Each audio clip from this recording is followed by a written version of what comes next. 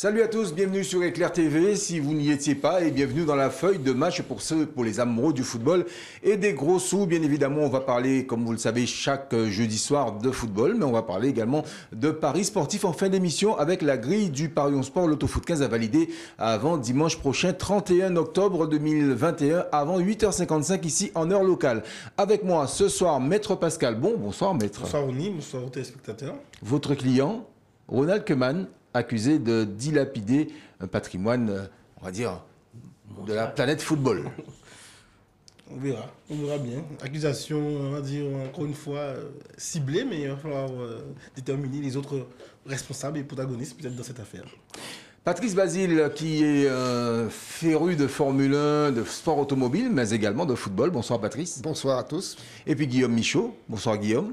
Bonsoir à tous. Je suis très content d'être avec vous, surtout que je suis sur une bonne lancée, la bonne série. Ouais, c'est vrai. 11 sur 14. 11 sur 14. On se rapproche. Félicitations, 11 sur 14 pour Guillaume Michaud. Donc vous voyez bien que c'est une émission à prendre très au sérieux. Les amis, on va parler de Classico, hein, un petit peu ce Classico qui, contrairement autour de la Guadeloupe de cyclisme, eh bien, a accouché d'une vraie souris, un 0-0 entre Marseille et le Paris Saint-Germain.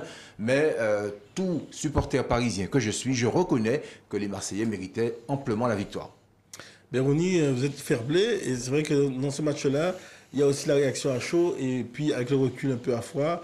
Voilà, en supporter marseillais, c'est vrai qu'on a l'impression d'avoir raté le coche, mais je veux dire que ce match a cristallisé, non pas peut-être pas le côté panache et football léché, mais un petit peu toutes les questions qu'on peut se poser en ce moment. Déjà, le VAR, on continue, l'impact de ce dispositif, et puis cette espèce aussi de constat sur Marseille et ses limitations pour l'instant. On sent qu'il y a quelque chose de apporté de solide quand même à l'arrière.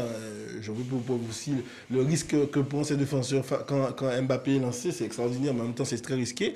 Et aussi de l'autre côté, une équipe qui montre aussi au fur et à mesure ses failles en fait. On a une grosse équipe, en même temps, voilà, dans un derby, on a vu aussi les failles et la fébrilité. Il y a une fébrilité chez Paris qu'on n'avait pas encore bien décelée, et là, ça s'avérait un peu plus criant.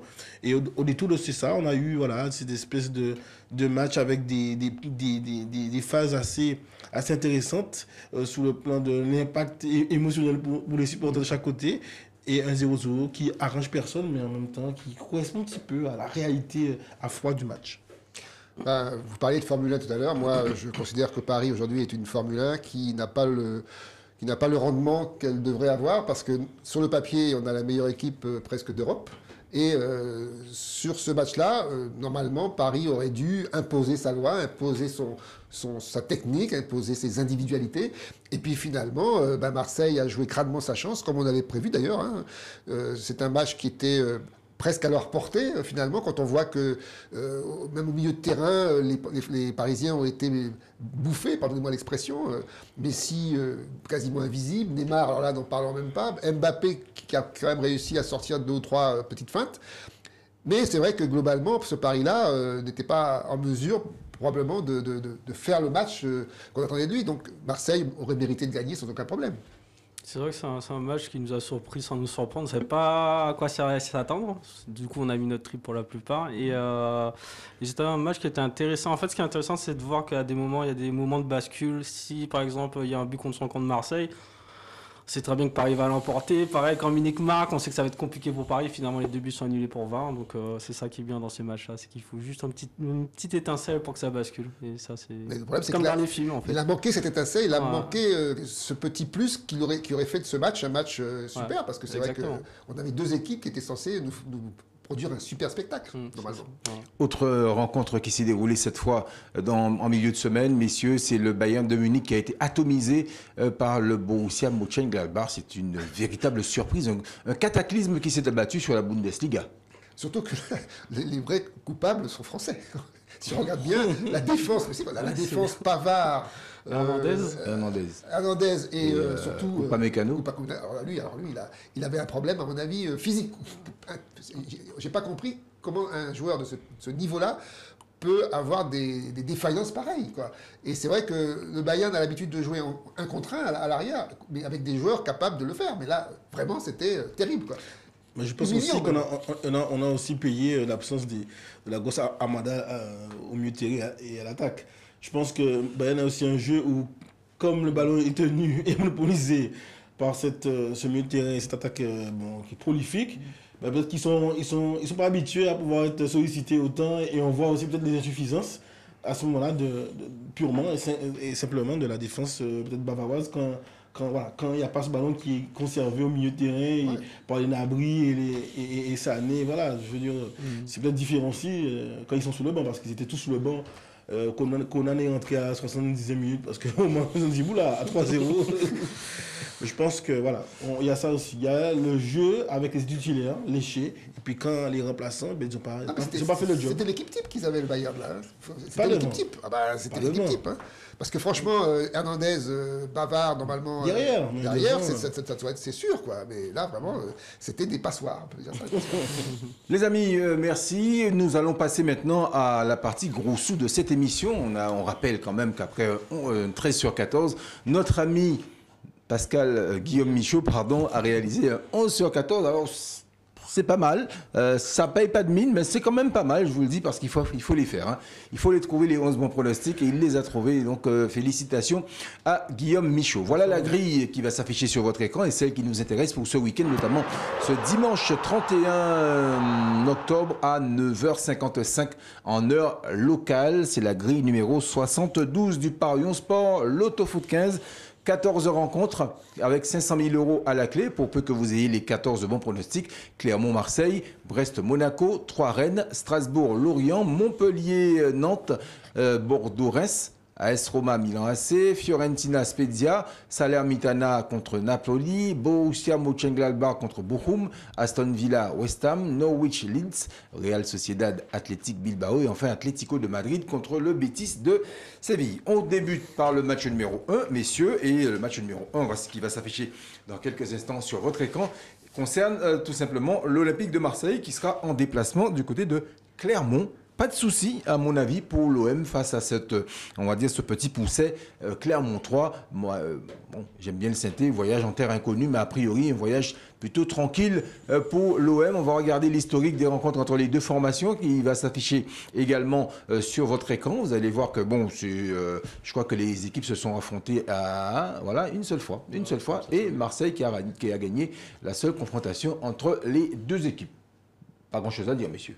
Oui, je pense que Marseille va bien voyager. C'est vrai qu'il y a eu ce match aussi intercalé, le match du rattrapage de début de saison entre Nice, qui a essayé d'entrevoir un petit peu mieux, même encore mieux, du côté de Payet et les siens, face à une équipe de Nice aussi qui a les dents longues. Et Nice aussi un effectif et des ambitions avec un Galtier toujours dans les bons coups.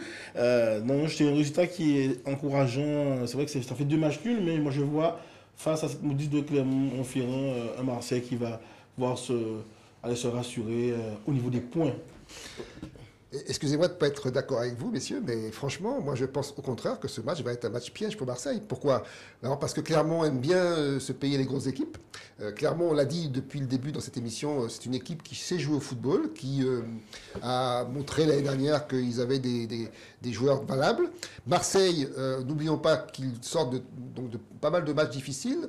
Et on a remarqué, en tout cas moi j'ai remarqué qu'après avoir jouer Paris, souvent Marseille a du mal un peu à s'en remettre, physiquement, moralement, parce que c'est une échéance importante et qui laisse des traces.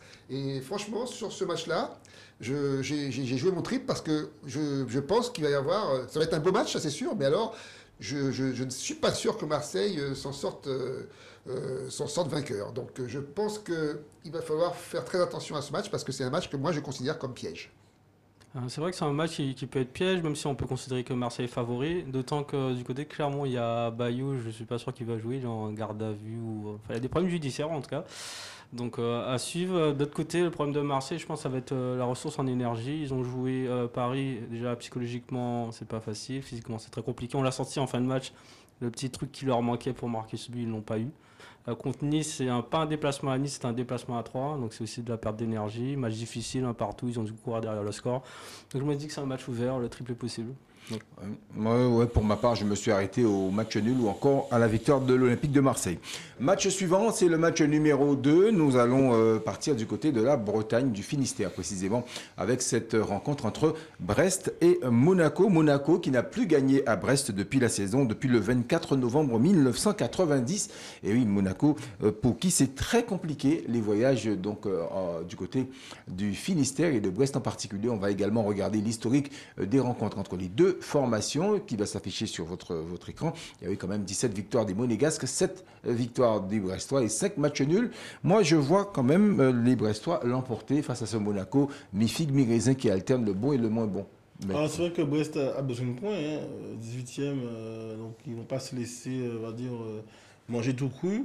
Et pourtant, par rapport à la dynamique actuelle de Monaco, moi je pense que Monaco va pouvoir voyager bien en terre brestoise.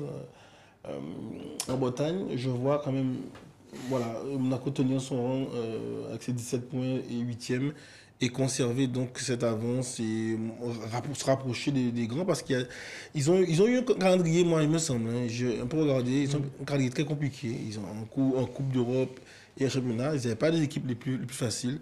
Moi je pense que cette fois-ci, avec un peu plus de fraîcheur, ils devraient faire la différence à Brest. Oui, là, par contre, je suis d'accord avec mon ami Pascal, parce que Brest nous a tellement montré des choses faibles cette année, que je ne vois pas comment il pourrait contrer Monaco, qui sort quand même de 4 matchs sans défaite, qui est une équipe qui commence à vraiment trouver un rythme.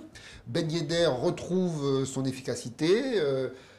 Ils ont l'effectif pour ça et surtout ils ont du retard à rattraper. Donc je pense que sur ce match-là, honnêtement, je pense qu'ils vont aller gagner à Brest sans problème. Ouais, c'est vrai que Brest est sur une dynamique assez difficile. Hein. Sur les 5 derniers matchs, il n'y a aucune victoire, 3 nuls, 2 défaites. Côté Monaco, c'est un peu mieux. Il y a 3 victoires, 1 nul, 1 défaite sur les 5 derniers matchs, notamment des prestations Coupe d'Europe assez intéressantes. Contre le PSV Eindhoven, ils ont quand même gagné 1-0. Donc Monaco, je pense que c'est une équipe qui peut s'imposer à l'extérieur, mais attention à Brest, je crois toujours un petit peu en Brest, même si j'ai un peu moins la foi. Mais je me dis qu'à domicile, ils peuvent faire un coup, donc victoire à domicile, victoire à l'extérieur. Match suivant, match numéro 3 entre 3 justement et Rennes. Et oui, les Rennais qui sont invaincus depuis 4 matchs face à 3. Mais les Troyens ont gagné 8 des 22 confrontations entre les deux formations. Ça s'affiche d'ailleurs, voilà, merci Bruno. Sur vos écrans, 8 victoires pour 3, 7 pour Rennes et 7 matchs nuls. Mais pour le coup, je vois les Rennais l'emporter plutôt facilement du côté de l'Aube. Mais, là encore, voilà, pour moi, c'est le match piège de la grille, parce que je sens quand même Troyes qui sort d'une belle victoire à domicile face à Nice et à l'extérieur face à Reims. Il y a une belle dynamique troyenne et j'aime bien le titre du Saint-Étienne, Cheval de Troyes. Et je me dis que même si on s'entend que chez Rennes, il y a du mieux, hein, aujourd'hui, on peut faire confiance à Rennes pour bien se déplacer. Je vois peut-être soit une victoire à domicile de Troyes ou une victoire à l'extérieur donc de Rennes, donc pas de match nul. Oui, Troyes est une équipe bizarre parce que elle fait des bons matchs. C'est une équipe qui est robuste quand on vient chez elle. Et c'est vrai que malgré le fait que ce soit un promu, souvent les équipes qui viennent à Troyes ont du mal. Et Rennes, effectivement, par contre, sort d'une très bonne série. Je pense que la victoire contre Paris a véritablement été un déclic, puisque depuis cette victoire-là, je crois qu'ils n'ont plus perdu du tout. Parce qu'il y a aujourd'hui un Laborde en feu qui marque pas mal de buts. C'est un petit peu la jauge de l'équipe. Genesio semble avoir trouvé la bonne carburation. Donc je crois que ça va être un match compliqué aussi pour Rennes à 3. Mais a priori, c'est peut-être Rennes qui a les munitions pour l'emporter sur 3. Moi je vois un match compliqué, mais à la fin, c'est Rennes qui gagne. Effectivement, Rennes, ils sont sur une très bonne série. Hein. Sur les 5 derniers matchs, c'est tout simplement 5 victoires, dont une contre Paris qui a été assez probante. Dernier match un petit peu plus compliqué contre Strasbourg, ils marquent en fin de match, donc on sent quand même qu'il y a une petite diminution physique. Et d'autre côté, il y a 3 qui est très surprenant. Le bilan est assez mitigé à 3. Sur les 5 derniers matchs, 2 défaites, 2 victoires en nul. Donc je me dis qu'un nul est possible aussi sur ce match-là, pourquoi pas. Donc soit un nul, soit une victoire de Rennes à l'extérieur. Strasbourg-Lorient, c'est le match numéro 4. Les deux équipes qui se sont déjà rencontrées à 6 reprises et, depuis 1998. Et elles ont chacune gagné à 2 reprises. C'est somme toute très équilibré. Alors justement, moi je me suis dit, quand c'est équilibré comme ça, je me mets juste au milieu, je choisis le match nul, Maître Pascal. Ben, je suis entièrement d'accord. D'ailleurs, ils ont quasiment le même nombre de points. Ils ont un point. Le 11e contre le 12e. J'ai pas l'impression que l'une des équipes va prendre d'énormes risques à se prendre une valise. Ni Strasbourg à domicile, ni Lorient qui va se jeter à corps perdu à l'extérieur. Mais pour autant, je tiens compte aussi je crois que l'absence de Gamero, qui est blessé depuis. Donc ça sera un peu plus poussif dans l'attaque strasbourgeoise, dans la dynamique offensive. Donc c'est pour ça que je vois effectivement comme vous, Ronny, un match nul sur cette grille. Pour Strasbourg, j'ai une petite faiblesse pour Julien Stéphan, qui est un entraîneur que je considère comme prometteur. Et je trouve qu'il fait du bon travail avec cette équipe de Strasbourg, même si ça paye pas, même si ça n'a pas payé depuis le début de la saison. Mais on sent quand même que ça revient. Il commence à avoir une petite dynamique. Surtout qu'ils ont un bon joueur qui s'appelle Ludovic Ajor, qui marque beaucoup de buts. Et chez eux, contre Lorient, je pense que Strasbourg a ses chances parce que Lorient, finalement, n'a pas gagné depuis 4 matchs. Lorient a du mal ces jours-ci. Je sais pas, il leur manque quelque chose pour aller plus loin parce qu'ils avaient bien commencé la saison et puis finalement ils stagnent. Donc je pense que Strasbourg, chez eux, ont une bonne chance. Alors, je préfère prendre une petite sécurité. Je vais mettre 1 et N. Donc je mets Strasbourg gagnant, mais il se peut aussi que ce match finisse par un nul. C'est un peu mitigé des deux côtés. Côté statistique, Strasbourg, c'est sur les 5 derniers matchs. 2 victoires, 2 défaites, un nul. Et côté Lorient, donc on a 3 nuls, 1 défaite, 1 victoire. Après, Lorient sera handicapé, je pense. L'orienté, justement, risque d'être absent. Il a une petite douleur. Donc, je trouve qu'offensivement, Strasbourg a plus d'atouts. Déjà par Ajorg, déjà aussi par Gamero. On a aussi Habib Diallo, je ne sais pas si vous vous souvenez, qui rentre de temps en temps, qui a déjà marqué cette saison. Et je vois bien gagner le match 1-0 avec Lorient qui galère à rattraper le score. Donc victoire à domicile. Victoire à domicile. Merci messieurs pour cette première partie. On se retrouve dans quelques instants pour la deuxième partie de l'émission. Et je vous promets qu'on ira faire un tour du côté de la Paillade. Ça vous dit quelque chose, la Paillade, quand on parlait de la Paillade? Montpellier. Ah ben voilà, on va à Montpellier tout à l'heure. À tout de suite.